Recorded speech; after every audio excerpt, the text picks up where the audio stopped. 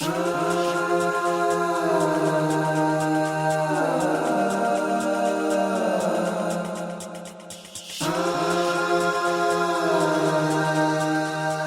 everybody. Welcome back to Tammy Tuesdays podcast, the podcast of life, love, and purpose. Super excited for my interviewee today. We have come full circle and we'll get into that. But I have Alicia Haygood, the amazing podcast extraordinaire. She has the podcast Scottsdale Vibes, which has been going now for It'll be 3 years this May. Yeah. Coming up. 3 years, yeah. 3 years this year. So she's a pro. And she is also the owner and publisher of Scottsdale City Lifestyle magazine, which I know and love. Yeah. And thank you for being here. I love you. I'll always be here for you no matter what we're doing, you know? I love it. I love it. Yeah. So, okay. So going to first full circle moment. So for me, it's funny because I recently watched your podcast that was just you, which is not normally how you do it. I never have done that. I've been podcasting for 4 years total, and I've never done an episode about me for a reason. Why? I didn't ever care to share my story, I don't think. I always cared about other people's stories, and it dawned on me that no one's ever asked me. And here I am asking everybody else what their story is. They have a right to know my story too. That's why I got into this. And I'll tell you what, I didn't think I had a lot to talk about though, but I had to cut myself off. Right? Yeah. Because you don't realize, I tell everyone this, I'm a huge person that doesn't necessarily listen to my own advice sometimes. And that was one of those things where I tell everyone they have a story because it's true. And I didn't ask myself what my own story was. So I had to sit back and ask myself that question. And it turned into a whole episode of it. Isn't that interesting? Yeah. I love it because it's so true. That is the one thing that you and I have so much in common, which is what was cool when we met. Yeah. So it's funny because Alicia and I met on her podcast, Scottsdale Vibes, back 2 years ago. I mean, 2 years? Yeah. 2 years ago, we were introduced through a mutual friend, Jeremy Mueller. And he said, yeah, you should interview Tammy. Yeah. And I was graciously accepted. Of course. I was like, absolutely. I'd love to be on. So I came on and it was super fun. I had been on a couple of podcasts, not a ton, but I was very happy to be part of it because I love what you're doing.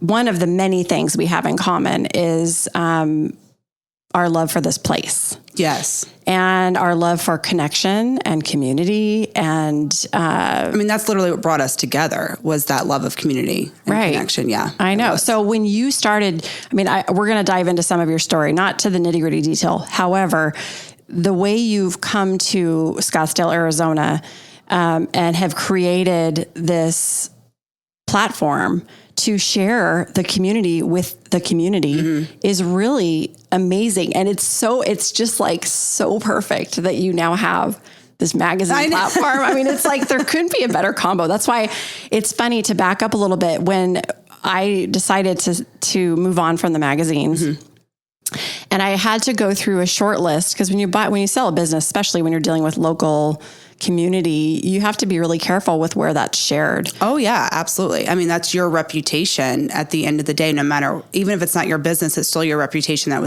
is attached to it. Well, and not only that, it was my baby. Yeah. And so I had to come up with a short list of people that I thought would be not only the perfect fit, that had the grit and the desire and drive to do it, and that understood the importance of what it can be and what it is already and where it can go. And of course, you were literally at the top of my list. So when I called you up and said, hey, let's go get coffee, and I shared with you what I was doing, you played it so cool. I was freaking out internally, like freaking out. You told me that since. Yeah, but I was most importantly honored. Like to even be asked was a huge honor. I'd only lived here for 2 years at that point, Tammy, right? Like, so you are a sixth generation, you know, everybody and anybody. For someone of your stature and your knowledge and your ability here in the city to even recognize who I was, number one, to even think I could do something like that. Again, Scottsdale's a very small town, feel as a big community. And I was like, oh my gosh, she really thinks that I know Scottsdale enough to do this. Oh yeah. So I immediately left that meeting, probably on a coffee high, maybe, I don't know, or something, but like called my dad and was like, you will not believe what just happened to me. Right. You know, because I was like, she likes me. She likes me. Like, I can do this. And so for me at that moment, I know you had a short list. To me, there was no one else on that list. It was 100% my next challenge and my next goal in life was that. So no one else mattered to me. And to this day, I still don't think anybody else on that list mattered but me. Well, clearly not. I mean, here we are. I did get it. And I told you that. I mean, at our first meeting, when we started having those meetings about I told you, like, just tell everyone else to go home. Yeah, you did. You know, That's like true. No one else matters. We'll get through this. We'll go through our negotiations. We'll work everything out and really dive in and talk about it. But I promise you, no one else on your list matters. It's mine. Yeah. Well, it's funny too, when I was interviewed on your podcast, which I was still fully in it. And I think that's what, and it's funny because I didn't find out till like a year later that it had done so. My episode had done so well. It was the largest downloaded episode of 2022 was your episode. Like that was like a mind blow. You told me that. I think it was like a year. I was like, you never told me that. Yeah. So the fact that was the case, I think was the universe saying, hello to both of us. Yeah. Clearly to you that something's happening over here, like alarm, right? Like indicating to you that there was something about this platform. Yeah. And then for me, the fact that the podcast that I had done with you did so well and was downloaded and people followed it and listened to it. And I mean, wow. Yeah. Seriously. But I still was like, to this day, when people come on the podcast, I'm still in awe that they want to sit down and talk to me, right? Like I still feel like everyone is a huge celebrity to me. And so I felt that way about you because that's what Jeremy is like. Tammy knows everybody. She's a sixth generation. It's like, she wants to talk to me. So when you said yes to come on, I was like, oh my gosh, Jeremy, she said yes. And Jeremy's like, I knew she would, but like, I was in awe. And so that goes to show you, Tammy, like the influence that you still have on this community, you know, and the voice that you have and the voice that you're finding right now.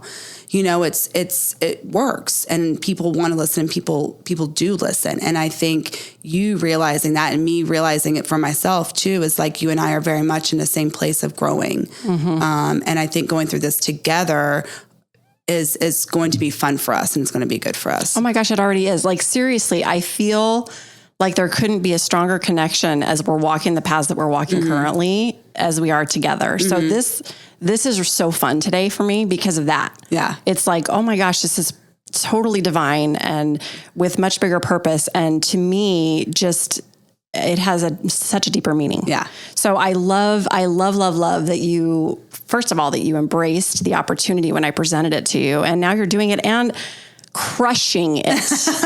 I mean, I loved what I did when I was doing the magazine, but genuinely, and that's what shone through, and that's why I think people resonated. But I was to a point where I was like, it's time for me to shift. Like it's the next thing. I need to go to the next thing, which is now what I'm doing. And this is one piece of what I think is coming. But I was so happy to see you, the one taking the baton, because I knew you would take it to way bigger, higher levels than I could or was meant to. Yeah. And you're doing that. I mean, you're crushing it. But I think too, it was time for me to shift and find something else. You know, I have been in the media business for 15 years. I have the background. Talk about that a little bit. Talk about your background just a smidge so they have a little bit of background on kind of where you came from and how you got into podcast, the whole thing. So I was in high school and I took a journalism class in high school. And from that moment of junior year of high school, decided this is what I'm going to do with my life. Always television. I always wanted to work behind the scenes of television too. Why behind the scenes? Were you shy? No. That's what I was going to say, because you're not shy. I'm not shy. To me, I learned working behind the scenes, you have more control, you have more say, and you have more influence. And so it's a more powerful position. Yeah. And so I wanted that power more than I wanted the notoriety. Interesting. And I've never wanted to be famous. I've never wanted to be the face out there. I appreciate my privacy a lot, actually. And that was another reason I never wanted to be on-air talent, is I am a private person in that sense. So I've had to learn a lot over the past few years of using my voice and having to be the face and the voice, but it's been in a positive way. Like, you can still have that privacy kind of thing. So I worked in television. I started off in sports production.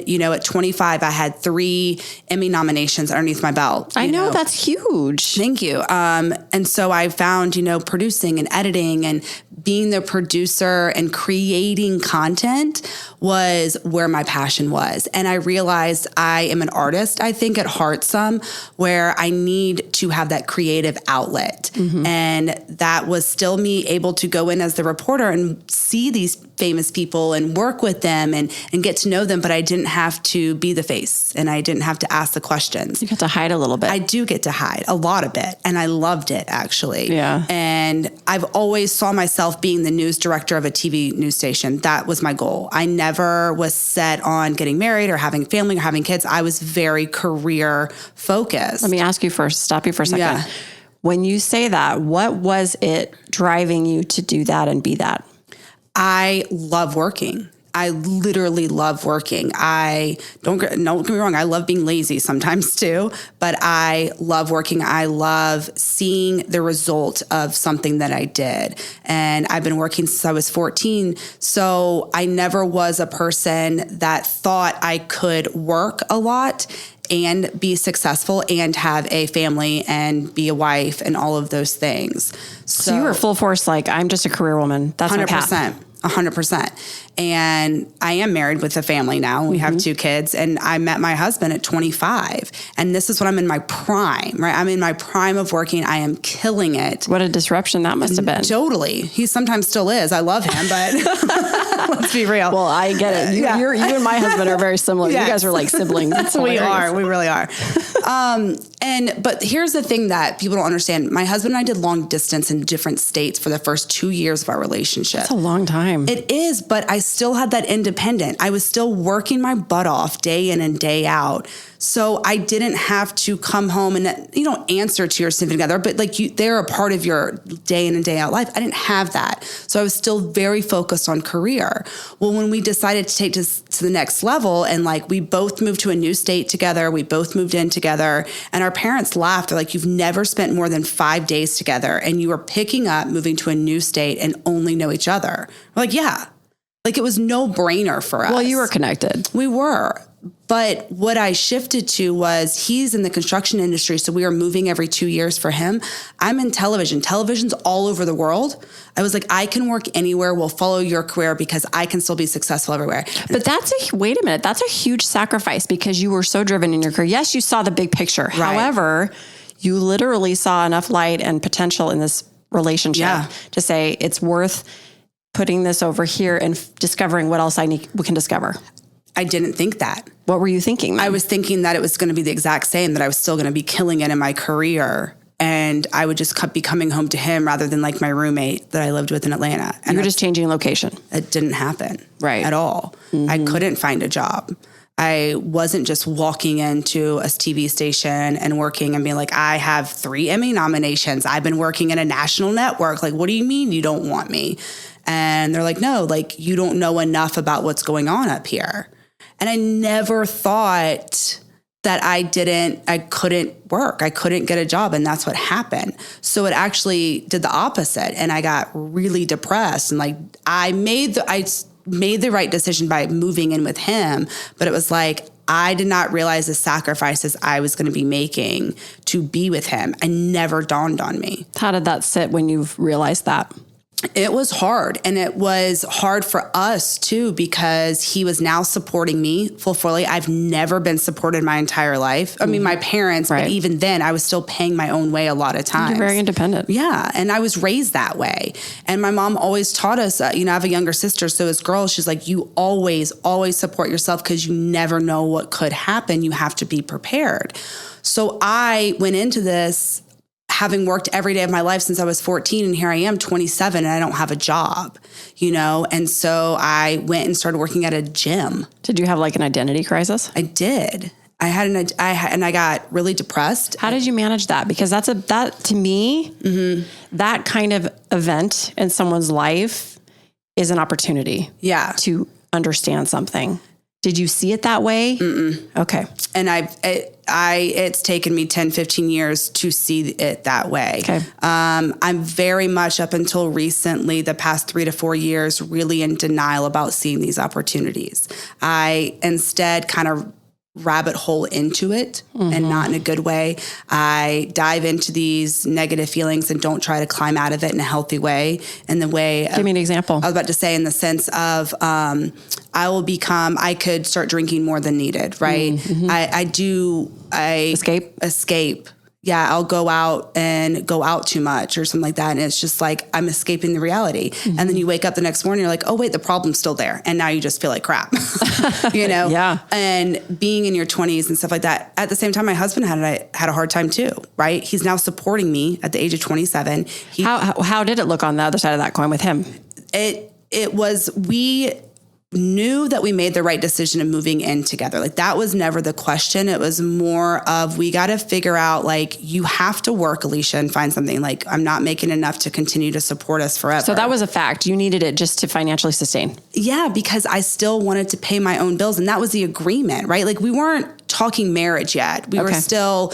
We've done dating for 2 years. Now we need to figure out if we can live together before marriage and stuff like that. So we had a long-term plan for us, and we were sticking to this plan, but I was severely depressed, and I wasn't working in my career. And this is all I cared about, was working for my career and me.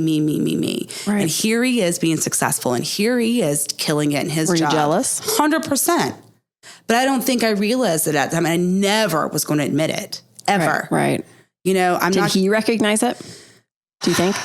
I think he did, yes, because he knows me, but he also isn't going to say that because he loves me and isn't going to make me feel worse. But like, I know you're jealous of me, Like, right. That's not going to help. That would warrant a smack, probably. 100%.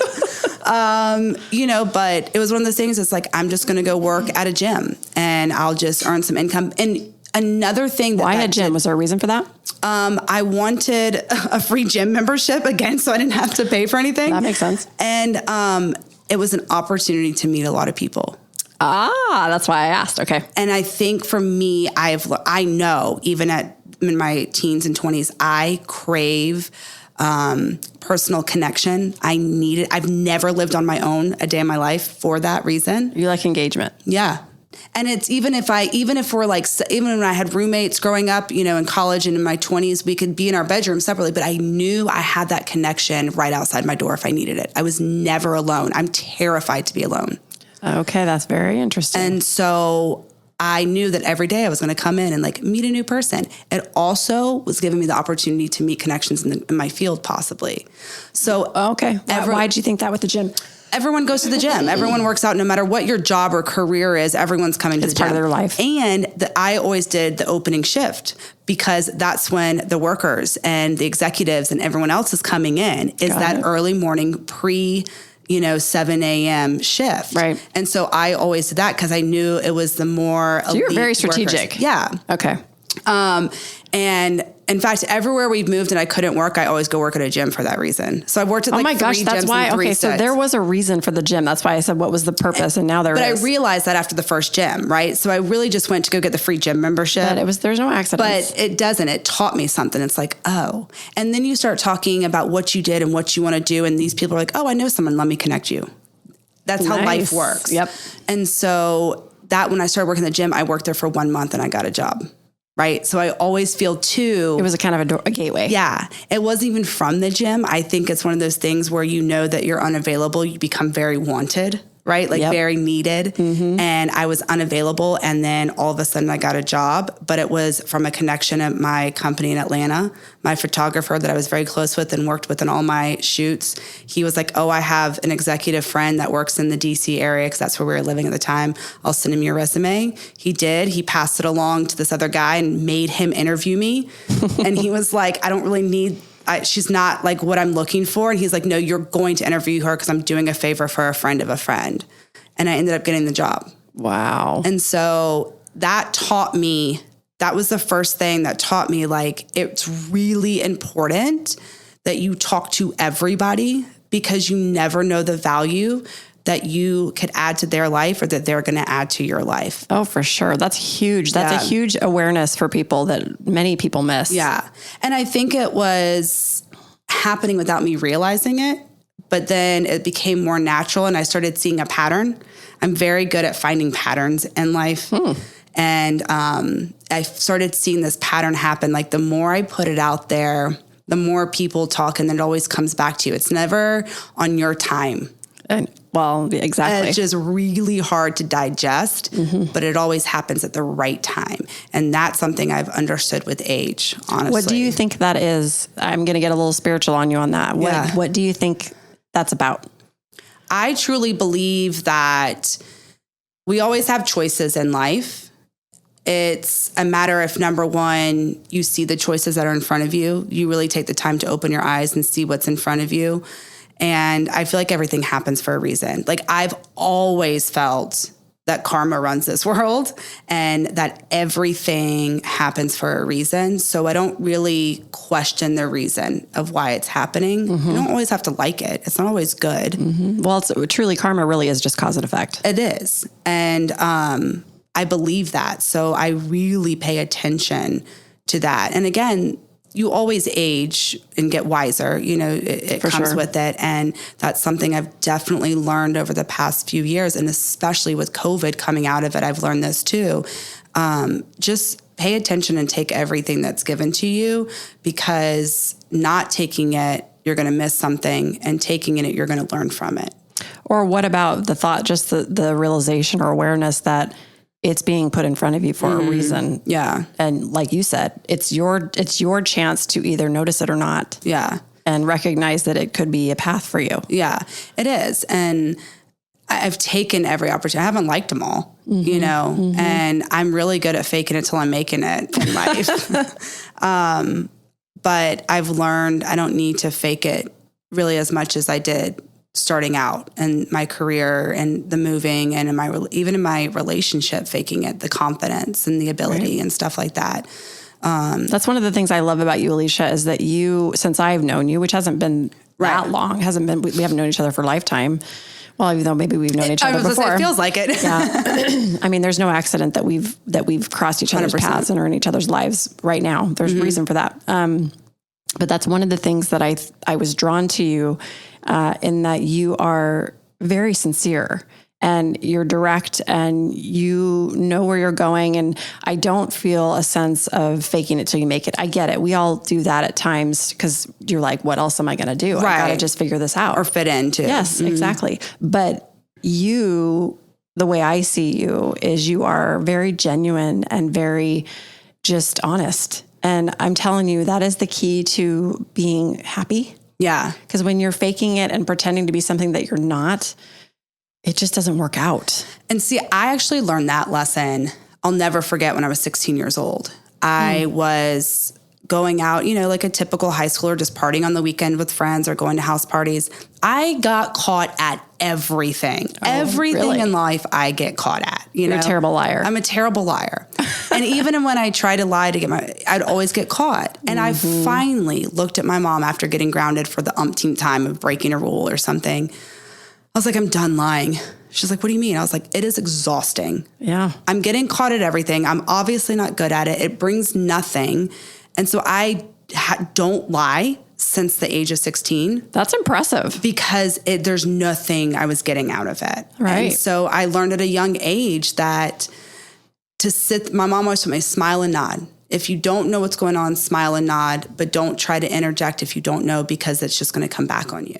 Well, and people can see through it. 100%. Yeah. And so I learned that to just sit there and absorb and pay attention, observe are the two things I do. So that's so huge in the business that you're in. Right. That was one of the biggest things I remember in the media business in general is pay attention. And that's one of the things you talked about on your podcast, which you finally got to talk about yourself, which I've always said everybody has a story. 100%. Everybody has a story. If you're willing to listen, you might get something out of it because everybody's got something to share. And 100%. it's something incredible. It is. It always is incredible, but we don't see the incredibility in ourselves. We see it in other people. Right. And so it's really I'm very self-aware, and I'm trying to be more self-aware. How are you doing that? So I have definitely listening to the universe finally, instead of ignoring everything that's been thrown at me. It's like a dodgeball, I feel like, right? Like I just retract it.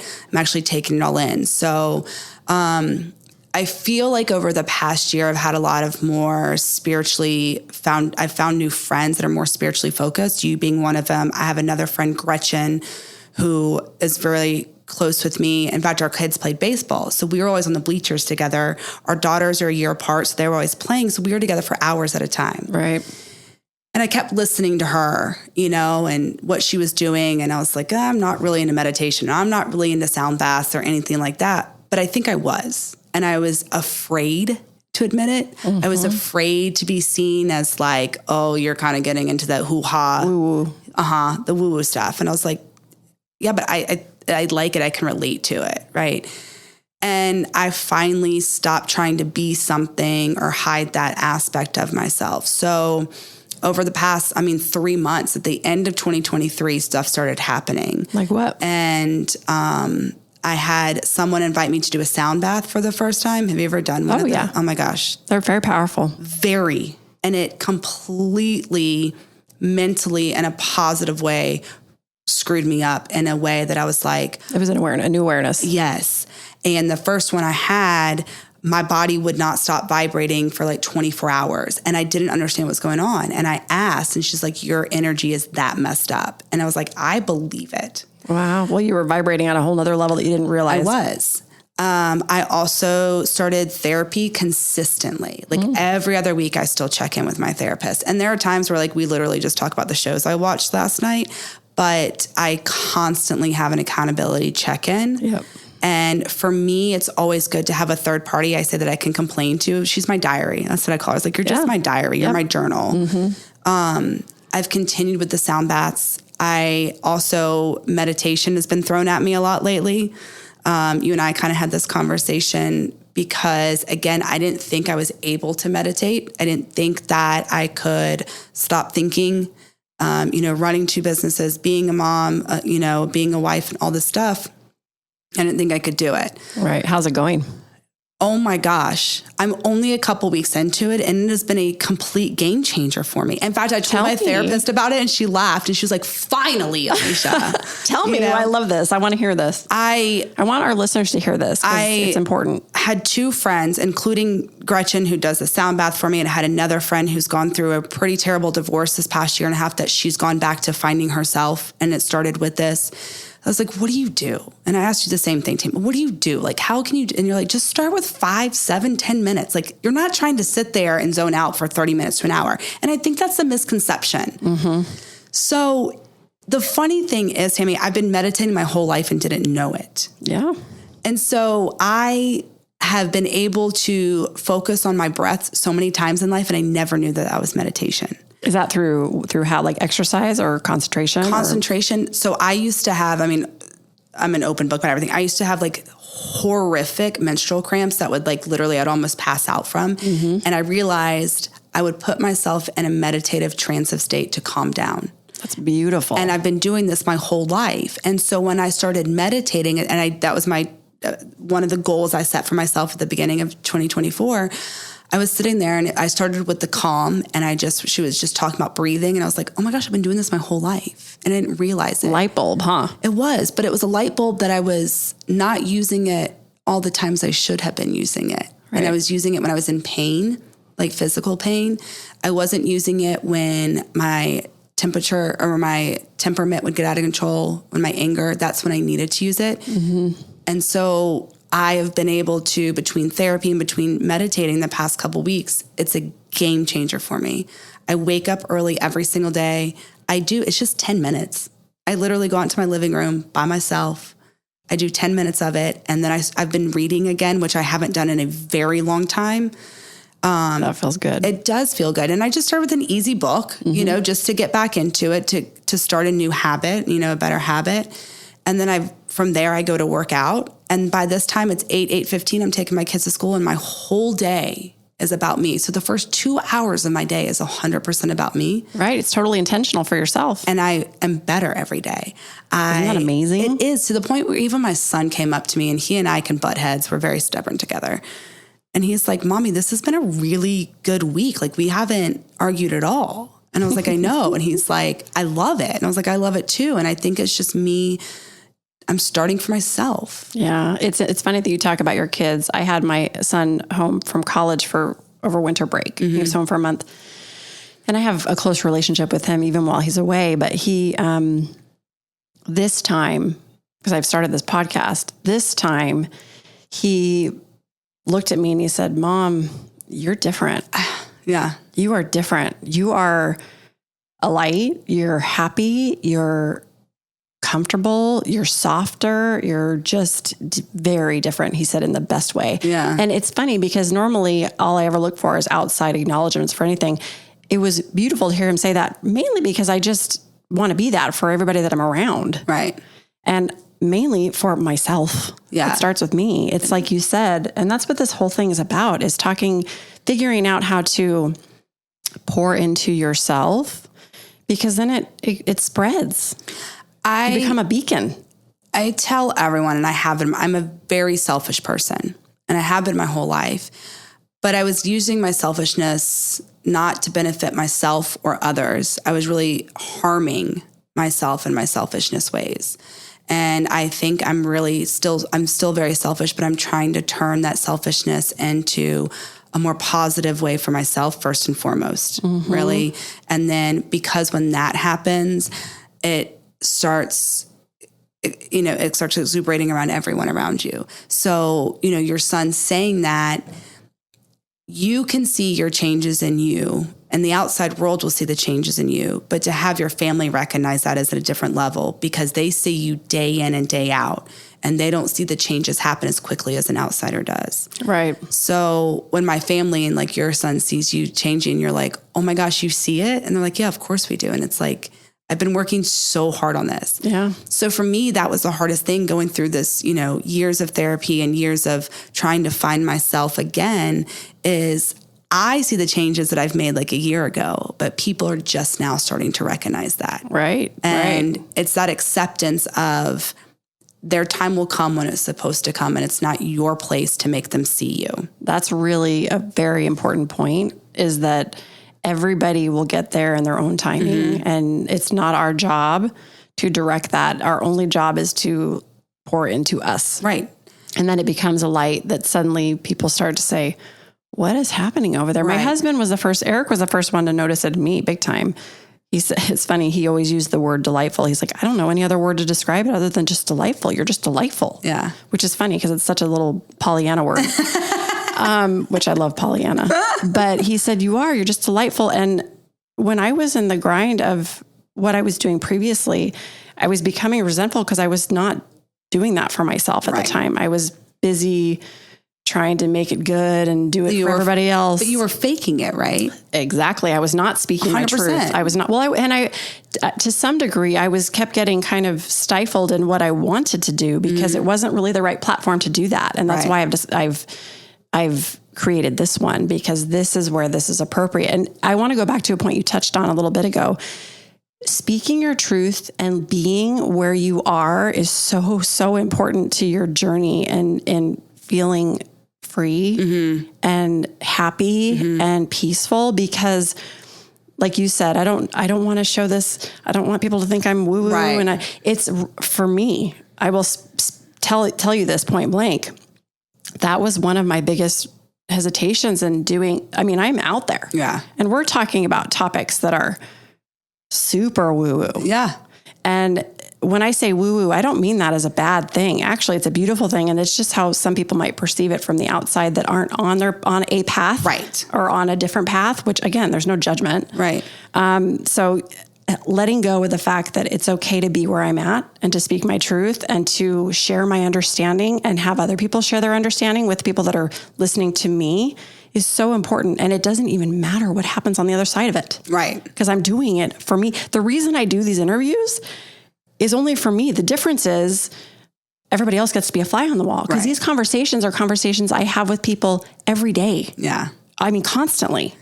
I think for me, it was like, I remember being asked in college, we were all the leaders of every organization were called into the dean's office just to meet and mingle and stuff like that. And the icebreaker was you had to go around and say, like, compare yourself to an animal. And I said, I'll never forget this. I'm still so embarrassed about it. 20 years later, I was like, I feel like a chicken with my head cut off. Do y'all ever feel like that? And my friend looked at me. That is like, so honest. Right, I love it. It is. And I was like, I'm always running around doing something. I never know where anything's at. We've all felt like that. Right. And then my friend looked at me. He was the station manager for the radio station. I was for the TV. And he goes, you mean like a chameleon? And I was like, oh. And he was like, you're really good at adapting to your situation and just blending in. Oh, that's really interesting. And so I was like, that's, first of all, thanks for saving me after I made a fool of myself. But I was like, I do feel like a chameleon. I can go into a situation and I'll always fit in. I can always fit in wherever I go. But I tell everyone, there's so many people feel like they're always one-sided. They're only one person. Well, you're also a Pisces. You literally have a lot of that. And I realized for me, being one person is never enough. And I'm so many different things, and all of those things together make me authentic, because maybe I'm not into like the hoo-ha stuff this week, but I'm into something else. It's still a piece of me. Yep. And it's all of those things that I'm allowing myself to be honest with outside of myself, because you internalize so much that I'm finding whole happiness. And I don't think in reality I've ever felt it before in my life, like complete whole happiness. And that's what I'm working on now. We go through stages of life. We're always adapting in that sense. And I want to continue to be a chameleon because I like fitting in, but I don't need to change my colors as often, I'm finding. That's a really beautiful way to put that, Alicia. Yeah. So I think for me, it's easier to just let go now in life than I've ever felt before. Running two businesses is not always easy, and I don't always make my own goals, but I'm not keeping myself up at night anymore over it. And when I do, I meditate. And I've been using... You have new tools. I do have new tools, and they're working. I used to wake up at least 3 or 4 times in the middle of the week. You have the Sunday scaries or something, that 3, 4 o'clock in the morning. And the past couple times it's happened to me, I'm literally able to meditate and put myself back to sleep and be okay when I wake up in the morning and not stressed about it. Isn't that such a beautiful free gift that you already knew? You just didn't realize that you had it? 100%. It's so powerful. It is. But I'm finding the power in myself that I knew I had. But I think I was afraid to use it. Yeah. I was afraid of what everyone would say.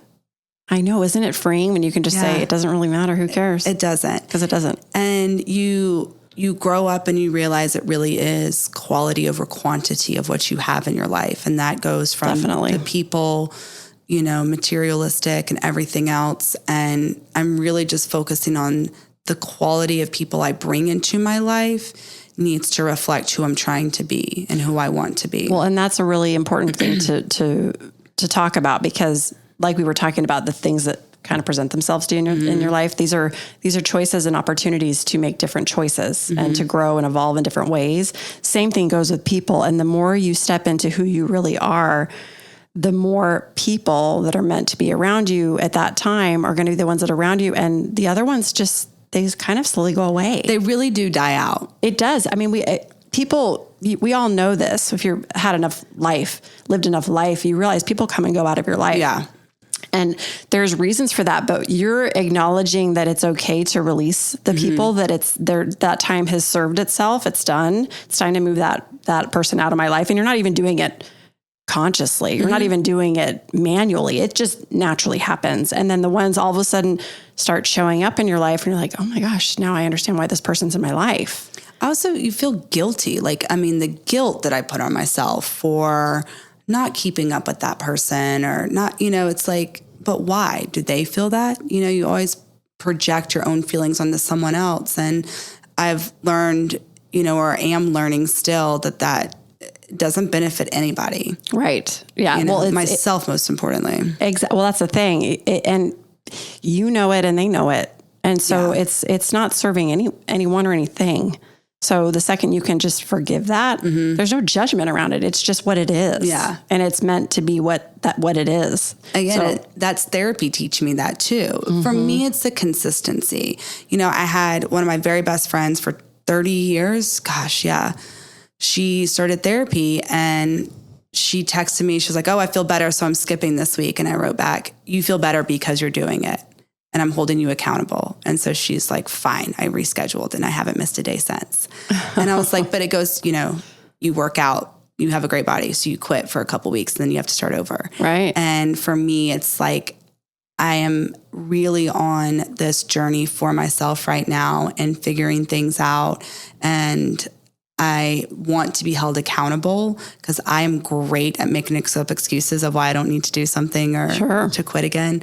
And I have to remind myself when I'm getting up early and I'm tired, it's like, remember how great you feel by 8:15 in the morning and how happy you are and how much your day is running smoother because you're starting out meditating and reading and having a cup of coffee quietly with no one else around you. Oh yeah. It's powerful. It is. How is it at home with your husband? How is he, what are his practices? He's a runner. Right. So here's another thing. And I've talked about this on a couple other interviews that I've done. Meditation is not the same for everybody. Right. I am quite certain people that run, that is highly meditative for them. It is. So I'm quite certain that for him, it's probably that. He may or may not realize that. He does. But it took me a long time to accept that. Right. Mm-hmm. And so he has always been a runner off and on. Now he's gotten into ultra running where he literally will do like 50, 100-mile races. He's like an animal. He is. He's crazy. I don't even do 5Ks. I'll hike with you, I'll walk, but I am not running. Yeah. For him, it started during COVID where he just needed to get out. Yeah. And so he was like, I'm going to start running again. It's like, great. And then the running started lasting longer and longer. And then he made a couple friends who were ultra runners and he started running with them. And I got pissed because I was left at home with the kids. I was left the responsibility. I'm still working. And here he is running, for an hour or two. And I remember hearing someone on a TV show talk about like her husband going to the gym and all of it. And she was like, at the end of the day, I realized I was jealous. And I was like, oh. I am jealous. I'm jealous of the time that he's taking for himself. And I'm not. I'm jealous. Now, I'm not jealous of the running. I will be honest with that. No, but that's really interesting. What a cool awareness. So I talked to him about that, because I was very bitter and I was angry every time he wanted to run and I held it over his head. Right. Constantly. And he always allows me to be myself. He knows I'm ridiculous and he'll always just let me be because he knows I'll come back to reality and like calm down. Right.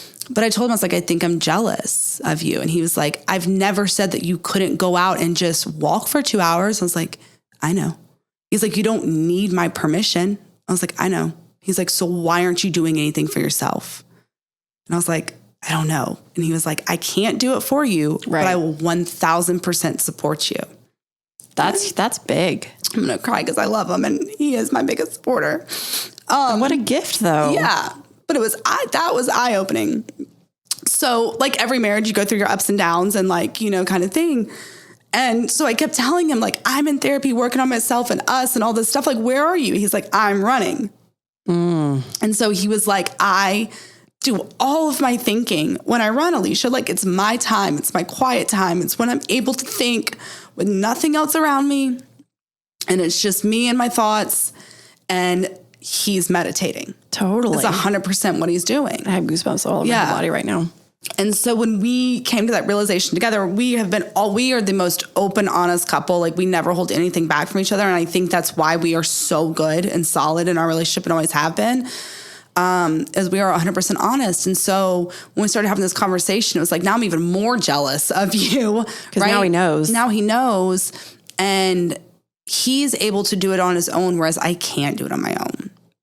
So you thought. Right. Well, I'm learning to, but again, it's all these tools I've been working for years. And I tell everyone that, like, y'all, it took me 38 plus years to get to this point. It's not going to take 1 or 2 months to feel better. It's going to take time. That's why it's called practice. Right.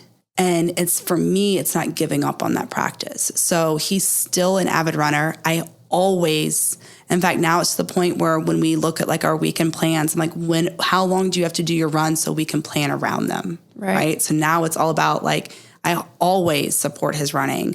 I'm always there to be at his races because I know that's his meditation and that's his outlet. And he is one with the desert. He tells everyone, he's like, he'll run in the middle of the night during the summer because he loves it. It's his thing. It's his zen. And so it really was, I was jealous of everybody's around me.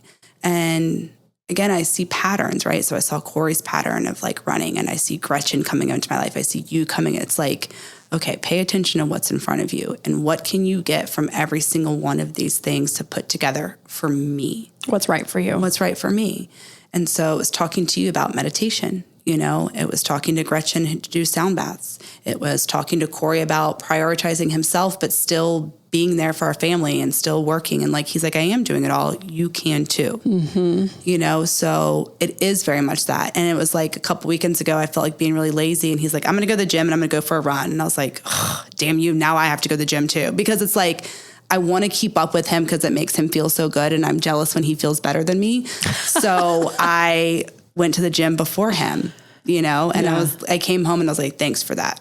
Thanks for saying that out loud to make me jealous that I wanted to be with you. Well, what will be interesting, and I do feel this, happens as we evolve.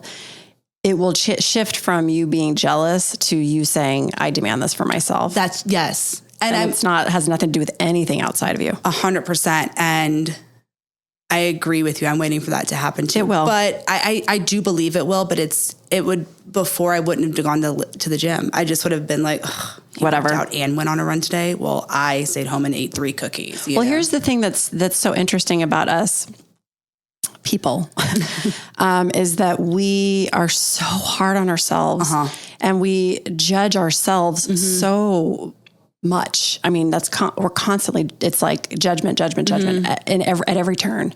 And so like you said, you're sitting home and he went to the gym, he went and ran, I went to the gym and I sat home and had 3 cookies.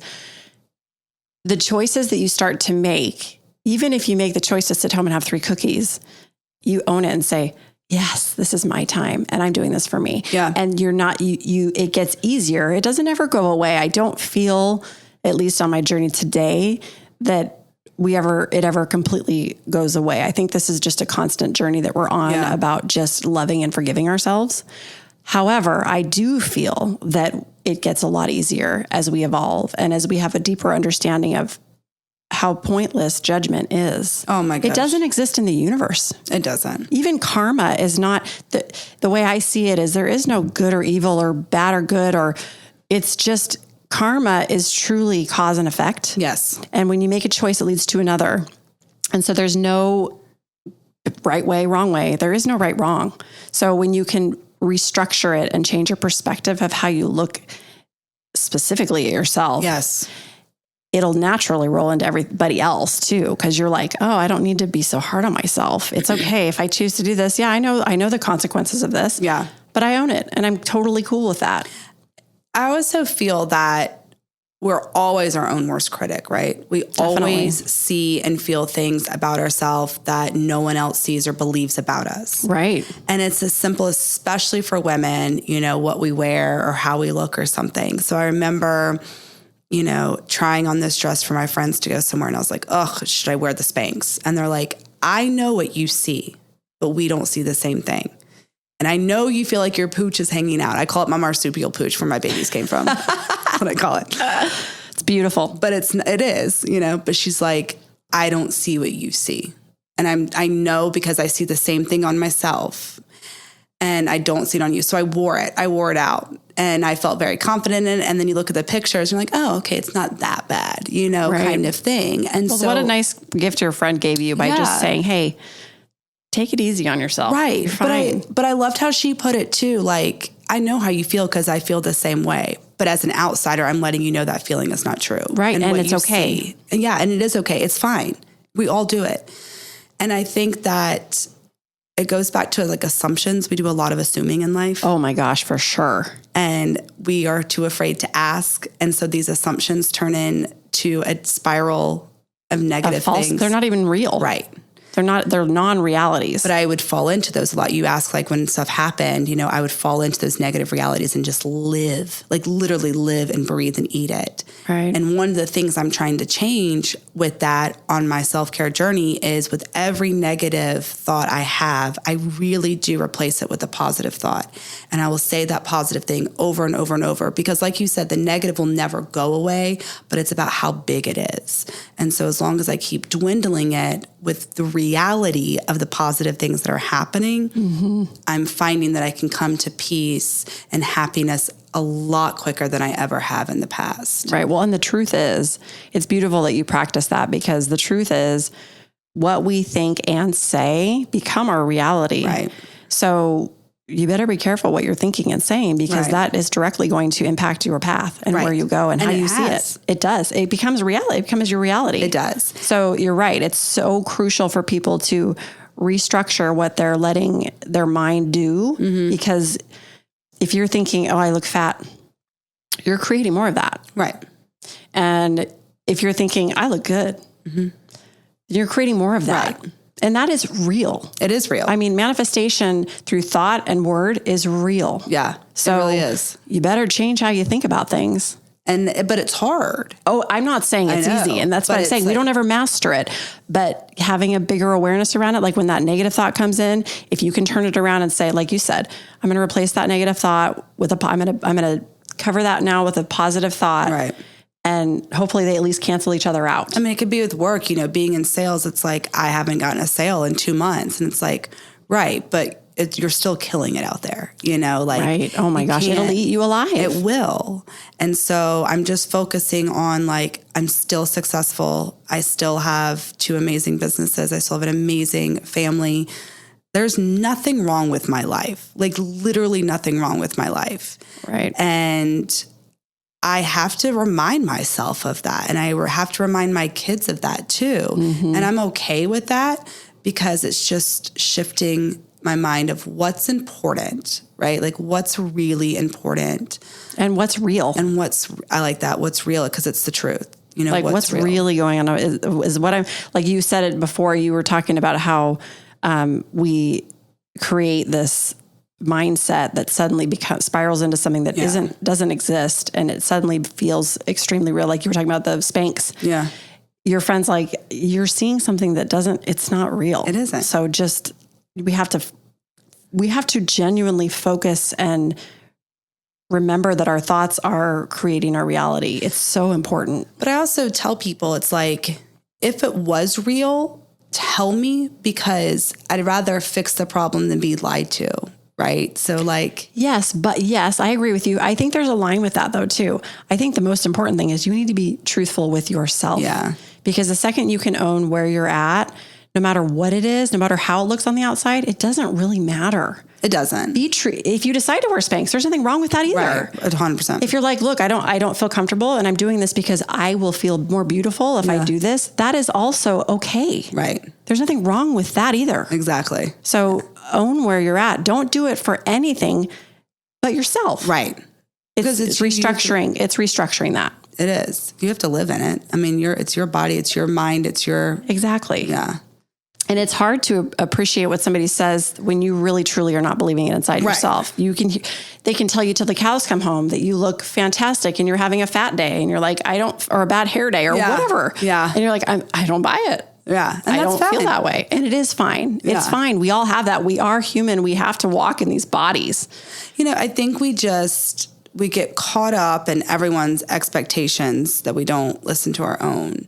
We get caught up in how everyone perceives us and how we're fitting in and how we're, growing and achieving these unattainable goals that we set for ourselves based on unrealistic realities from shows or, stories or stuff like that, that we make it our reality, and it's not. And it goes back to like, nothing is wrong with my life. Like, I am so incredibly lucky and so privileged, and the love and the connections and everything I have, that when I do complain, I have to put everything into perspective. Like, is this really what matters right now? Perspective is everything. It is. It's everything. But it's hard.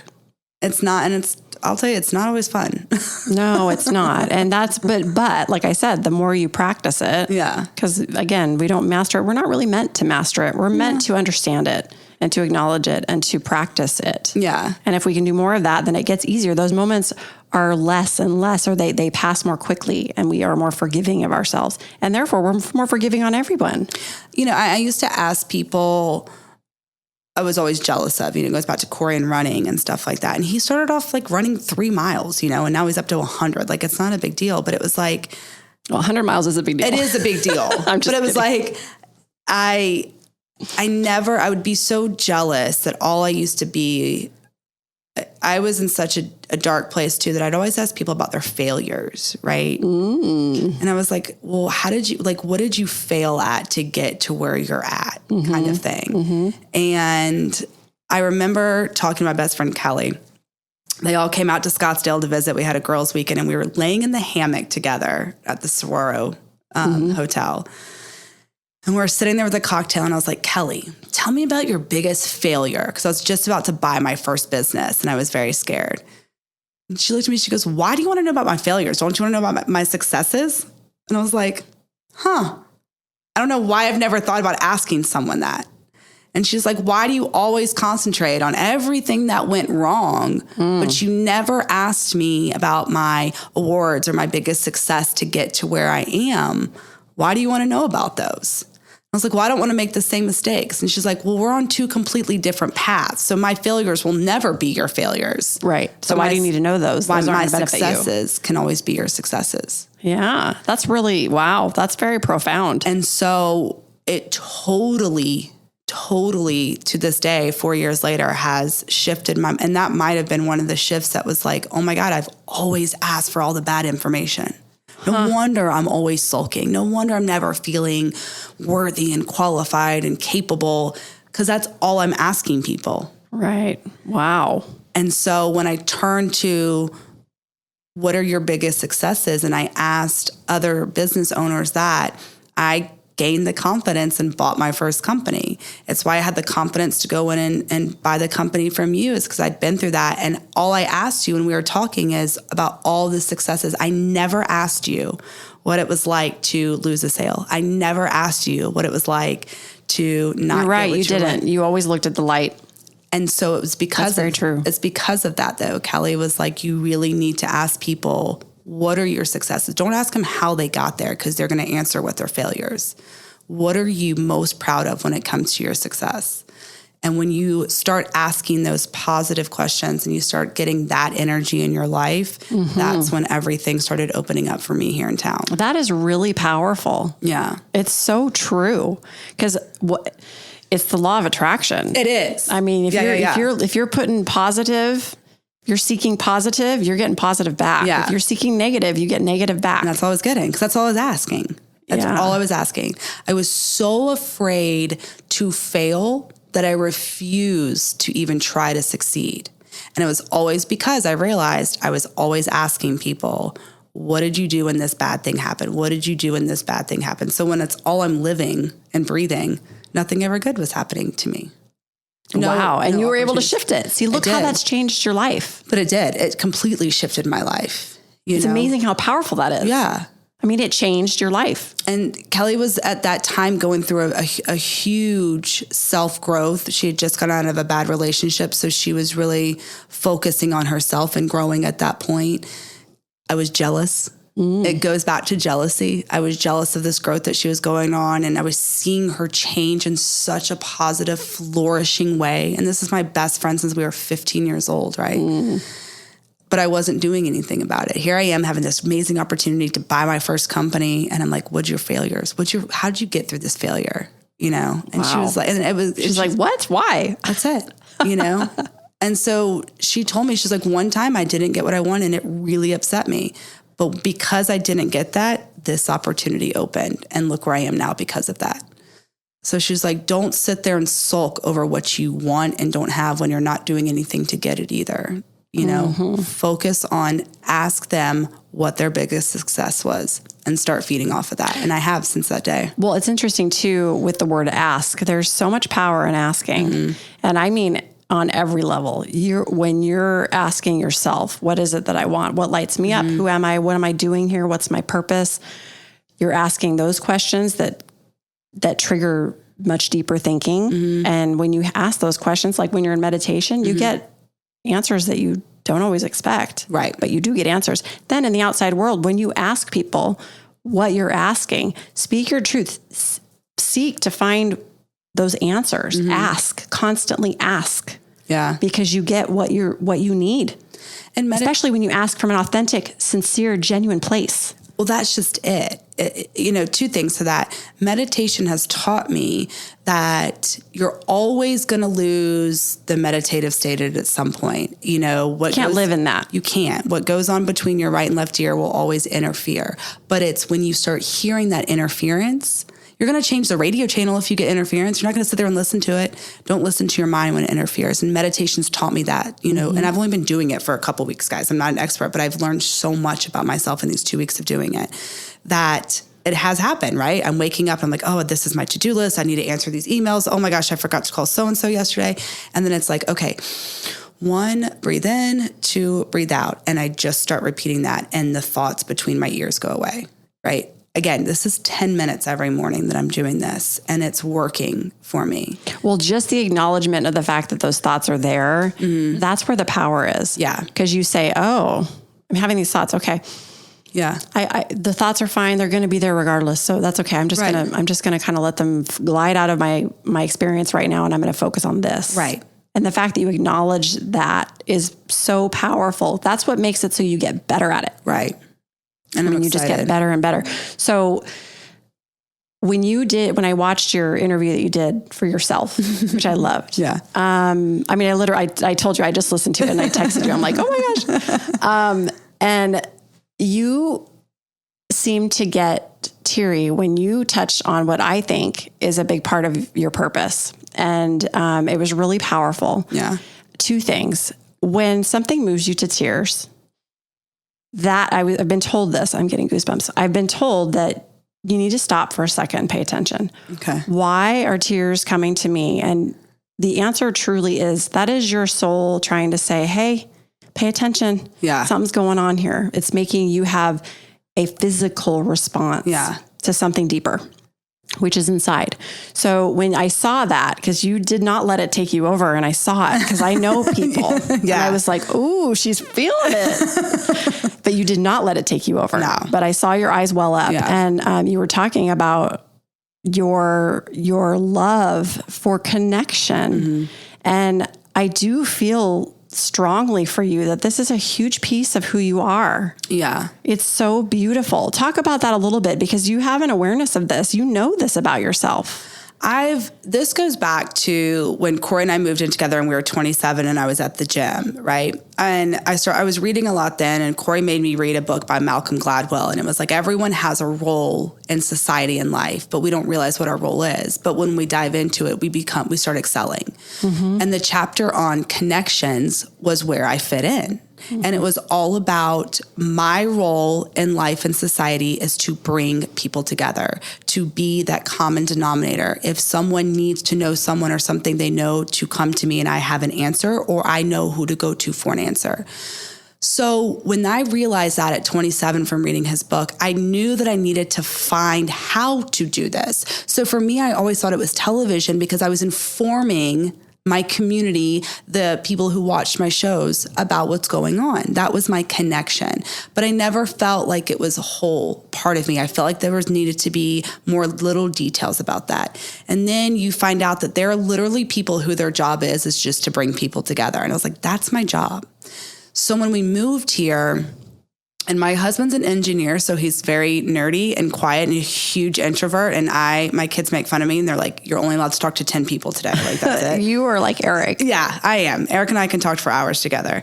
And so my husband would be like, go make us friends. Like whenever we moved, he's like, go out and make us friends. And so I did. Like that was my job. Because you knew, and he knew you were fully capable. Right. And so did you. I did. And so when we moved here to Scottsdale, that's my role. Whenever we move, that's my role is I go out and I find us friends. Now he's gotten much better because he's grown so much in his career. He has to. But it was when I started here small, I realized that everything in life starts inside your home and expands to your next door neighbors and expands to your neighborhood and expands to the schools and expands to your city. And when I realized that, I was like, I have so much more power with this very tight-knit small community of bringing people together than I ever did working for international news stations, for, the sports networks and stuff like that. So when I started to dive into, I'm just going to start right here in my backyard. And it really was as simple as like, I joined a mom's group in my neighborhood and was connecting people that way. And then I started podcasting and connecting people that way. And now I literally have people that reach out to me every single day. My neighbor was like, hey, I need a dietitian. Who do you know? Right. Yeah. I don't know anyone, but I know who to call. And I did. Right. And I think for me, it's exactly what my purpose is in life, is really wholeheartedly to connect people together, because that's what brings me happiness. Mm-hmm. That's literally what makes my soul and my heart so incredibly happy and filled with love, is when I bring people together. That's it. We were at a friend's house about a month ago, and this guy was leaving and I didn't know him. And I was like, hey, I'm Alicia. What do you do? And he was like, I'm so sorry I have to leave. My kid has a soccer game, but my name's Bob. I just moved here and I work for this nonprofit and for, kids with special needs. I was like, oh my gosh, let me get your card. I have 2 people I want to connect you with. We talked for 90 seconds. He called me 3 days later because he actually sent me an email that night. He's like, I have a board meeting. I can't talk to you for 2 days. Please know I'm so interested. I met with all the executives in the company and they were like, he hasn't stopped talking about you because he said, all you want to do is bring us people. I was like, I do. What do you need? And they're like, I need a business travel agent and I need this person. I was like, great, I have all of them. And I connected everyone. And I haven't talked to any of them since, but I don't need to. Right. That's not what it's about. It's not what it's about. I can't, and I don't want to, I don't have the time to be involved in everyone's life, but I brought them together. They're all using each other now. And everything's better because we are supporting one another. And most importantly, the community is winning from this because I brought 2 nonprofits together to help each other expand. Yeah. Right. And it's like, that's my whole purpose. Then I realized by starting the podcast, that's what opened the door for me to find my purpose, because everyone, when you're given the opportunity to talk about your company, but I really bring you in to talk about yourself. Yeah. You realize, like you said, everyone has a story, but it's that community connection that I think is so special and unique. And I think that of all the things that's been going on in the world, for so long, we really are craving that community connection more than we realize. Mm-hmm. And I think we need it more than we realize. And so my entire purpose is that right now. And I sleep so soundly at night knowing that my heart is so full of happiness and joy.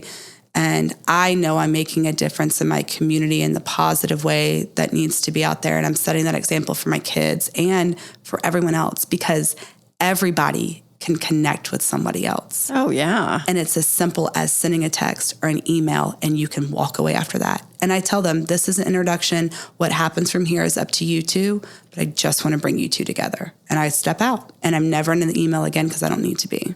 Well, what's interesting about what you're doing is that everyone on this planet is connected. Yes. And so you are a microcosm of what our reality truly is. And that's why it is fueling your soul, because we came here to connect with each other. It doesn't even matter what the topic is. Mm-mm. We're meant to connect and feel love and connection. It is. And you're doing that so naturally because it's what fuels you. It is. It's what your purpose, you feel like you're serving a bigger purpose outside of yourself. And I am, and I know that, and I recognize that, and I see the level of influence and power I have, which goes back to what the very first question was you asked me. It was like, why weren't you on air? It's because I wanted that power. But we all think of power as like this huge, CEO role or the power of like having all this money and you don't have to worry financially. It's like power comes in so many shapes and forms that it's, first of all, what you find powerful. My voice is powerful. My connections, my ability is powerful. So I finally found the power that I've been looking for my whole life. I just was always looking in the wrong direction, and I was looking up rather than looking in. Yeah. See how amazing that is? Yeah. Oh my gosh, that's so beautifully said. I mean, really, truly, that's so beautifully said and very profound to realize that. Yeah. That your power, the power is, we all have the power within us, and it's how your perception of what that is. Right. As soon as you can figure out what the perception truly is, you see everything differently, because anybody can step into their power. Yeah. And it's just about asking and not assuming, what can I do for you? Or, you taught me that too. When we were meeting people, it's like, what can I do for you? And I was like, that's such a simple question. And it was as simple as like, everything's great. Or, hey, do you know anybody like this? It's like, no, but I know who to call. Right. So it goes back to observing and absorbing others around you. And letting them be heard. Most importantly, letting them be heard. Well, that was the funny thing, is when I was doing the business, I was getting a very different response, because I was getting these like emotional, long, drawn out conversations of their whole lives, which was really interesting. And I've always had that ability with people. They just sort of pour themselves out to me, which I embrace and I love, because I love people and I appreciate their story, and I want to hear their real story. Whatever they want to share is what I'll take.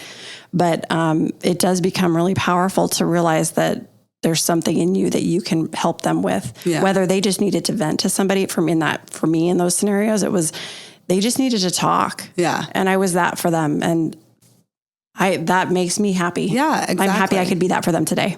Exactly. I feel the same way. I feel that about you though, too. I mean, you and I were like that, just kind of connected right away. For sure. Everything happens for a reason. People are brought to you for a reason. Ask why. Exactly. Yeah. So one last question. This is a fun one. Okay. If you had all the money in the world, what would you do with your time? I would 100% be giving back. How so? Ooh, I know. There's your soul coming through. For me, the opportunities to just be, I think, with people that are less unfortunate, people that just need a hug, that you could go out and help and stuff like that.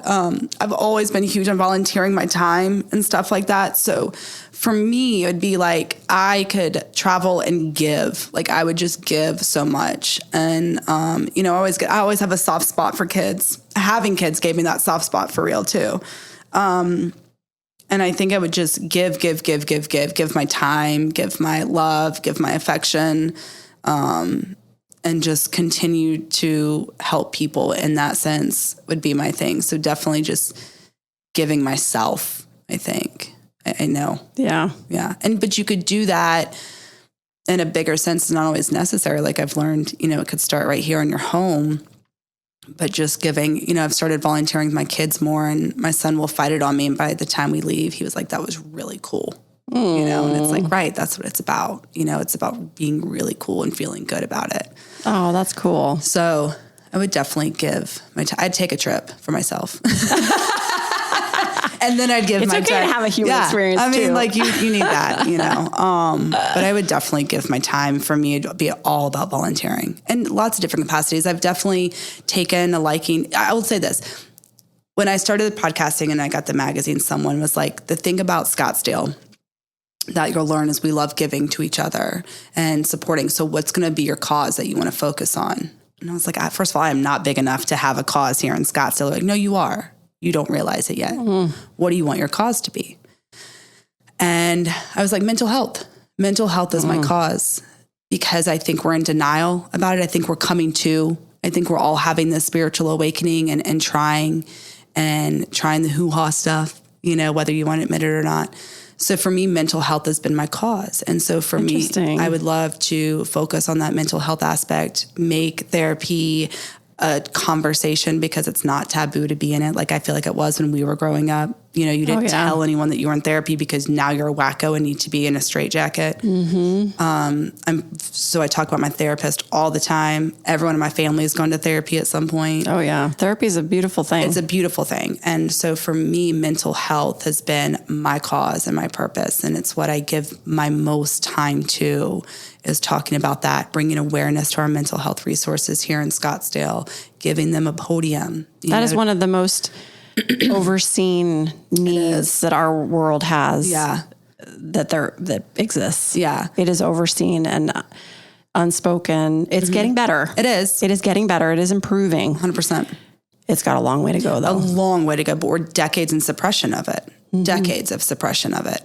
And I think some of that is just ignorance, not knowing what to do kind of thing, but we're becoming more self-aware. And I think that's a huge thing. So my purpose is mental health, and I've taken that very seriously. Again, COVID really hit me hard mentally, and I had to come out of it. And this is where I came out of it. I mean, when I started therapy, I had a friend talk to me because I really need her to get into therapy. She's like, what do you talk about? Like, what was your first session? I was like, I cried. Like, I didn't even know what I was crying about, but I just cried. And she was like, what are you crying about right now? I was like, well, honestly, I saw a really sad yogurt commercial. I mean, like, literally. Yeah. And you were just feeling. I just was feeling, but I had suppressed feelings for so long that I didn't know what I was feeling. And so it's been diving into that, and I've loved the journey, and it's not always easy, but it's a journey I've kept with. And now I'm seeing huge results from it. And so I tell everyone, mental health is extremely serious, and we need to talk about it, and we need to take care of ourselves and be selfish and put yourself first. Wake up early to do that, or sleep in on a Saturday and don't wake up early. Whatever, that's another thing that the meditation taught me. It's like, if you're tired, go to sleep. If you're hungry, eat. Your universe and your body is giving you signs. Why are you ignoring it? You don't ignore it. You just don't do it. Right. That's so true. It's funny. I remember there were times when I was in the grind of just me and where I was. I'm very different now with how I operate daily. But in those times, I would get really frustrated with myself if I didn't have the energy or the drive to do something. It was like, what's wrong with me? And I just want to smack myself, snap out of it. And as I got older, as you get older, you start to accept things about yourself. Right. And I started to say, I think you need a nap, Tammy. Yeah. Why don't you try to go take a little nap? Right. And I was like, guilty about napping. Right. And I was like, I shouldn't take a nap. Well, it's funny. Actually, it's kind of a joke, because there was a time when I was in that phase of life where I got really good at napping. Yeah. It was like I was called, it has a different meaning out there in our culture with the napster, but they called me, it was my nickname in our cul-de-sac. They're like, is the napster napping? Because I'm actually a really good sleeper. It's one of my biggest talents. Yeah. I'm really good at it, and I love doing it. So I embraced it, but I was able to recognize within myself that it's okay. Or if you don't feel good, you just need to rest. You're overdoing. Yes. And so that's another thing. Right. And so, but it goes back to, listening, and everything is a baby step. We always want the results right away, and nothing happens right away. So just that small step of you realizing I need a nap was the first step to you listening to yourself, the first step of this, growth stage that you're going through. That's another thing Corey's great at, is napping. Again, I'm jealous, but I cannot. My naps are an hour and a half, 2 hours. He is a great 20-minute, 30-minute napper. Oh, when I nap, I really commit. See, you're a long napper. Yes. Okay. See, that I can. It's like a mini sleep in the middle of the day. Yes. Not mini, it's a big sleep. It's really funny because when we come home and the kids see my husband's car, they're like, is daddy napping or working? I was like, what time is it? They're like, it's nap time. That's a running joke with us. But he always puts himself first. Yeah. And instead of following his lead, I would just get mad at him for that. So that's what I'm treating everyone. If I'm jealous of what you have or something you have, first of all, I'm going to ask you, can you help me do this with you? Accountability. But it's I can do that. I'm just choosing not to, but I'm going to be mad at you for it. Yeah, don't resent others for not. Right. Yeah, I know. Well, it's funny. Sometimes I'll get a look wish I could take a Tammy Tuesday. And I'm like, you can. You actually have that freedom. Right. So don't be mad at me because I'm doing it and I'm loving it. Right. So when I say Tammy Tuesday, I just mean generally whatever my choice is for that moment. I'm going to take a nap, or I'm going to go for a hike, or I'm going to sit down and watch TV for an hour. Or I'm going to do whatever I'm going to do.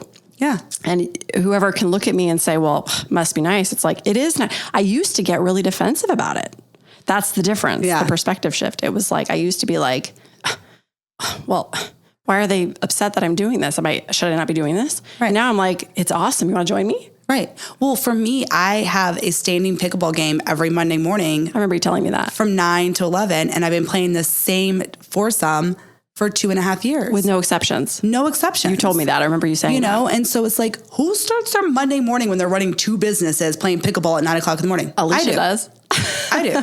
The only time we'll skip it is now we're all sissies and we can't play in 50-degree weather because it has been cold. It hasn't, and when it's super hot in the summertime, other than that, like we commit to each other. Yeah. And so no apologies. I don't apologize. No. I've had people ask for meetings Monday morning. I was like, I can get you at noon.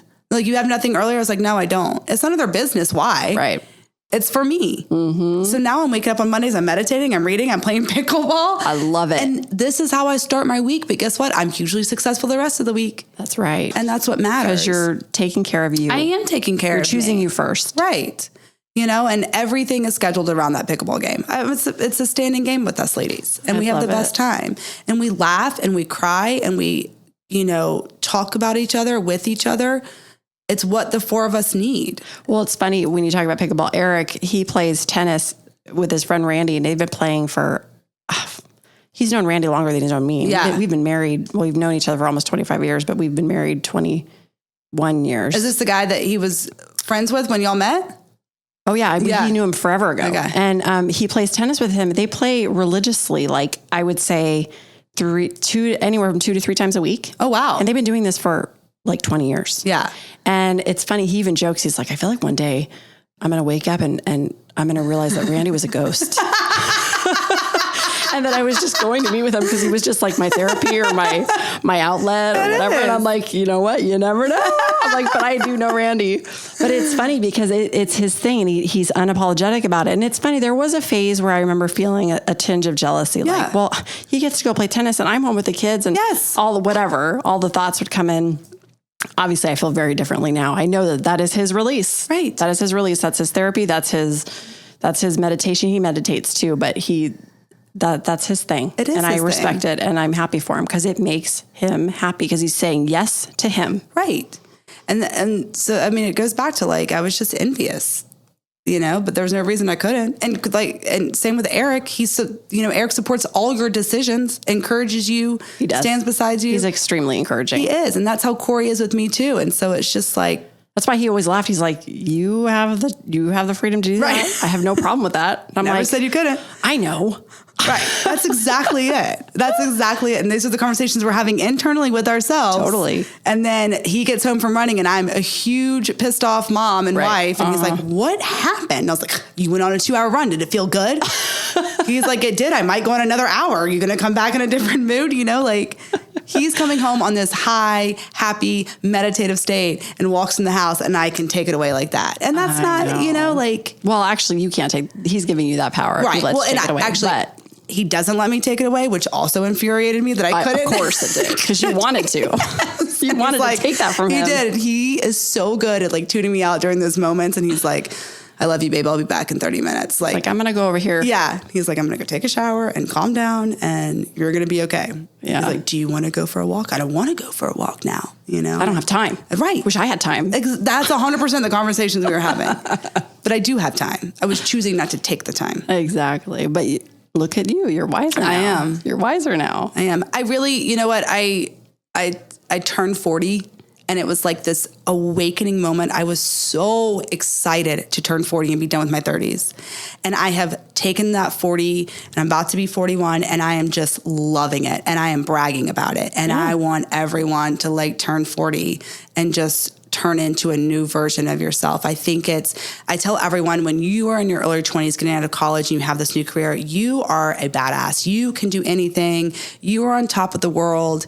You get into a grind. The 30s, you just have, your families and everything like that. The 40s is a new awakening for you. I have that same confidence and ability that I had in my early 20s when I was killing it and getting those Emmy nominations and had the life.